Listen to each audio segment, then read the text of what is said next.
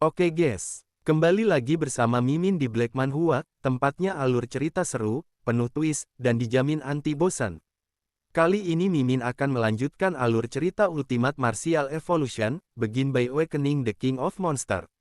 Dan ini dia alur cerita yang udah kalian tunggu-tunggu. Jadi, gak usah kelamaan opening, langsung aja kita gas ke ceritanya. Di awal cerita kita diperlihatkan di lokasi semifinal, Yi He dan Liu Qingzu sudah berdiri di arena. Dan wasit pun sudah bersiap memberi aba-aba dan seketika pertandingan pun dimulai. Diperlihatkan Yi He yang tanpa basa-basi lagi, seketika mengeluarkan martial energinya, hingga membuat hempasan angin yang sangat kuat, sampai aura Yi He ini sangat menakutkan. Liu Qingzu pun berharap bahwa Yi He cukup kuat untuk melawannya. Pembawa acara pun kaget melihat pemandangan ini. Setelah pertandingan dimulai, Yi He tiba-tiba mengeluarkan uap dalam jumlah yang besar, menutupi seluruh arena. Orang-orang juga bertanya-tanya apa yang telah terjadi. Mereka tidak bisa melihat apa yang terjadi sekarang. Kembali pembawa acara bertanya, bagaimana Liu Qingzu, gadis berbakat dari keluarga Liu, menangani Yi He, si kuda hitam dalam ujian masuk kuliah tahun ini. Dengan ini mereka akan segera menyaksikannya. Mungkinkah Yi He telah membangkitkan darah keturunannya lagi? Lalu Yi He sendiri menilai bahwa kemampuan bela diri Liu Qingzu jauh lebih unggul daripada dirinya. Dengan skill bela dirinya yang sangat ajaib, seberapapun kekuatan miliknya, aku merasa tidak akan bisa melukainya. Jenis seni bela diri ini memiliki IQ combat yang sangat tinggi. Semakin lama pertempuran berlangsung, semakin banyak kerugian yang akan dirinya derita. Aku harus berusaha penuh dari awal. Dan seketika Yi He pun maju dengan cepat menggunakan martial art Mountain Arresting Fist. Namun Liu Qingzu sendiri sudah siap dengan serangan ini dan seketika menggunakan teknik martial artnya. Liu Qingzu pun bertanya dalam pikirannya, apa kamu mengambil inisiatif untuk menyerang? Maka dirinya akan menggunakan seni bela diriku untuk bertahan dan akan memberikan serangan balik. Namun nyatanya alih-alih dari depan, Yi He menggunakan tangan. Yi He seketika mengganti serangannya menggunakan kakinya. Hingga serangan ini memberikan dampak kepada Liu Qingzu hingga terdorong. Liu Qingzu sendiri tidak menyangka ini. Yi He benar-benar menipunya. Dia berteriak bahwa dia menggunakan tinjunya tapi nyatanya dia menggunakan cambuk bajanya. Dan di saat itu, Yi He sendiri tidak memberikan kesempatan kepada Liu Qingzu untuk berpikir dan mengambil napas. Yi He kembali maju berteriak dengan tinjunya. Orang-orang yang melihat pertarungan ini melalui siaran langsung menyebut Yi He curang dan tidak beretika. Mereka pun merasa kasihan kepada Liu Qingzu. Namun sebagian orang menilai bahwa para prajurit bertarung dan berperang tak pernah lelah, serta tidak akan terganggu dengan hal sepele seperti ini. Mereka yang terus memperhatikan hal ini menyebut bahwa ritme Liu Qingzu terganggu oleh trik ini. Serangan Yi He semakin gesit. Liu Qingzu sama sekali tidak punya kesempatan untuk melarikan diri. Di saat serangan terus datang bertubi-tubi, akhirnya Liu Qingzu mampu menggunakan energinya untuk mengambil jarak dan lepas dari cengkraman Yi He. Namun nyatanya Yi He sendiri mengatakan, bahwa Liu Qingzu tidak akan bisa kabur dengan mudah, dan melepaskan cakar energinya ke arah Liu Qingzu. Liu Qingzu sendiri sadar bahwa cakar itu penuh dengan energi bela diri. Dan seketika Liu Qingzu menghindari serangan ini, dan kembali Yi He memberikan tekanan kepada Liu Qingzu, dan meminta Liu Qingzu untuk tidak kabur, dan kembali melepaskan pukulan yang bertubi-tubi kepada Liu Qingzu. Liu Qingzu yang terus bertahan pun bertanya dalam pikirannya, tidakkah dia lelah karena serangan bertubi-tubi ini? Liu Qingzu pun memuji fisik Yi He yang sangat luar biasa. Dirinya menguasai dua seni bela diri dari kerajaan yang misterius. Salah satunya adalah seni rahasia keluarga Lili yang bertahan, itu Floating Shadow. Yang lainnya adalah Hunilian Jade Finger, yang lebih ke arah menyerang. Jika dirinya bisa menggunakan satu dari teknik ini, dirinya dapat terlepas dari tangan Yi He ini. Tapi Yi He tidak memberinya kesempatan untuk melakukannya sama sekali. Liu Qingzu pun merasa bahwa dirinya tidak akan bertahan lama sebelum dirinya jatuh dari arena dan kalah. Merasa situasi terdesak, Liu Qingzu pun tidak punya pilihan sama sekali. Hanya ada kartu as terakhirku yang tersisa. Liu Qingzu pun pada akhirnya mengaktifkan Bloodline Awakening-nya yaitu Netherbird.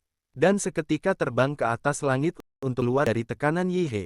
Dan kini sayap-sayap cantik dari Liu Qingzu telah membentang di arena. Pembawa acara pun seketika heboh melihat bloodline milik Liu Qingzu. Dan ini untuk pertama kalinya Liu Qingzu menampakkan bloodline binatang sihirnya yaitu Netherbird. Lalu Liu Qingzu pun meminta Yihe untuk berhati-hati sekarang.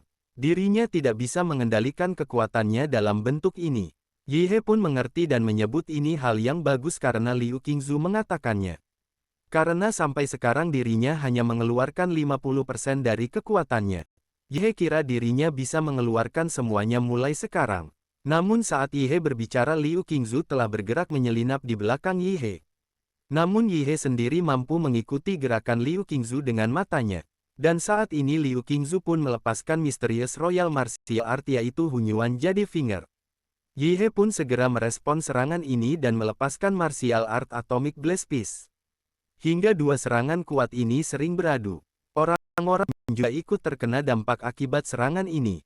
Mereka pun menyebut ini sangat kuat, anginnya yang ditimbulkan sangat kuat hingga mereka tidak bisa membuka matanya. Lalu hasil benturan dua serangan ini pun membuat Liu Qingzu terdorong. Dan Liu Qingzu pun kini kaget dengan pemandangan yang ada di depannya. Di mana saat ini Yihe telah mengaktifkan Bloodline Awakening di Mola. Dan Yihe pun kini akan serius mengeluarkan kekuatan 100%-nya. Dan kini pancaran energi Yihe pun menggema di seluruh arena. Liu Qingzu sendiri menyadari bahwa gelombang energi ini pertanda buruk baginya. Pembawa acara pun bertanya ada apakah ini, wujud asli monster milik Yihe tampaknya sedang mengumpulkan kekuatan. Tulang belakangnya menonjol di punggungnya, terlihat sedang menyimpan energi yang sangat besar. Energi itu sedikit demi sedikit mengalir ke mulut Yihe. Dan seketika Yihe pun melepaskan teknik Feather Reflection. Gelombang energi sangat kuat ini pun langsung mengarah ke Liu Qingzu. Liu Qingzu pun seketika mencoba menahan serangan ini dengan sayapnya. Liu Qingzu pun tidak menyangka, serangan ini semakin lama semakin berat. Hingga membuat Liu Qingzu terdorong dan membuat bulu-bulu di sayap Liu Qingzu terlepas. Pembawa acara pun menyebut ini sangat buruk, serangan napas Yihe dipentulkan oleh bulu-bulu di tubuh Liu Qingzu. Dan saat ini mengarah ke sisi penonton. Namun tiba-tiba sebuah pelindung aktif dan melindungi orang-orang dari ledakan serangan tersebut. Dan kini seorang pria berdiri di depan para penonton. Dan diketahui bahwa pria ini adalah Huang Qing. Dia adalah wali kota Ancheng. Huang Qing pun meminta semua orang untuk menyaksikan hal ini baik-baik. Juara terbesar dalam sejarah Ancheng akan lahir hari ini. Pembawa acara pun bersorak dengan hal ini. Wali kota ada di sini untuk melindungi semua orang. Lalu kembali ke arena, Liu Qingzu pun nampak terluka parah akibat serangan yang dilepaskan oleh Yihe.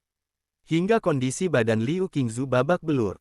Liu Qingzu pun tidak menduga ini. Yihe menghancurkan pertahanan Drak Phantom Sparrow hanya dengan satu serangan. Liu Qingzu pun menjadi ragu apakah dirinya benar-benar bisa mengalahkan Yihe. Lalu di saat itu Liu Qingzu ingat kata-kata dari keluarganya. Liu Qingzu adalah harapan untuk kebangkitan keluarga Liu. Liu Qingzu tidak boleh kalah. Leluhur keluarga mereka dari generasi ke generasi sedang menyaksikannya. Jadi Liu Qingzu tidak boleh mengecewakan mereka. Lalu ibu Liu Qingzu juga mengatakan bahwa dirinya sudah mengorbankan segalanya demi membesarkan Liu Qingzu.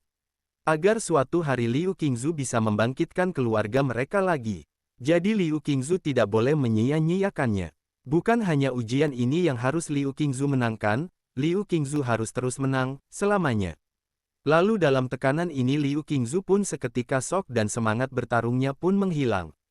Liu Qingzu pun merasa sangat lelah. Yihe benar-benar kuat, menghadapi lawan sekuat ini, jika dirinya kalah pun, itu adalah hal yang wajar.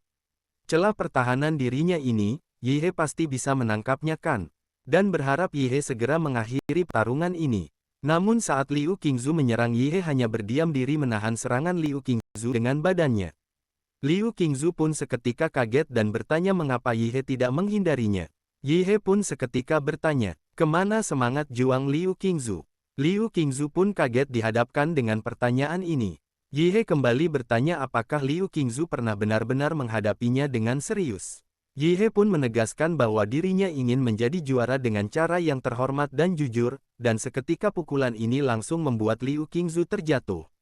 Yihe pun meminta Liu Qingzu untuk bertarung dengan sungguh-sungguh. Yihe pun terus menghajar Liu Qingzu dan mengatakan Liu Qingzu tidak serius berulang-ulang kali. Liu Qingzu menyebut Yihe kejam. Sejak kecil belum pernah ada yang berani memukulnya seperti ini. Dirinya bahkan sudah berniat memberi Yihe kemenangan. Mengapa Yihe tetap menghajarnya? Yihe pun tidak memperdulikan kata-kata Liu Qingzu dan terus menghajarnya. Sehingga sesuatu dari dalam tubuh Liu Qingzu bangkit dan meminta Yihe untuk tidak memukul wajah perempuan. Namun Yihe menyebut justru karena itu, jika tidak mau dipukul maka lawan dirinya dengan sepenuh hati. Dan saat ini Liu Qingzu pun membangkitkan Forbidden Skill, Bloodbend, teknik Beast Form. Liu Qingzu pun mengatakan bahwa, ini seperti yang Yihe inginkan. Dirinya akan menghadap Yihe dengan kekuatan yang paling penuh. Dan cerita pun berakhir.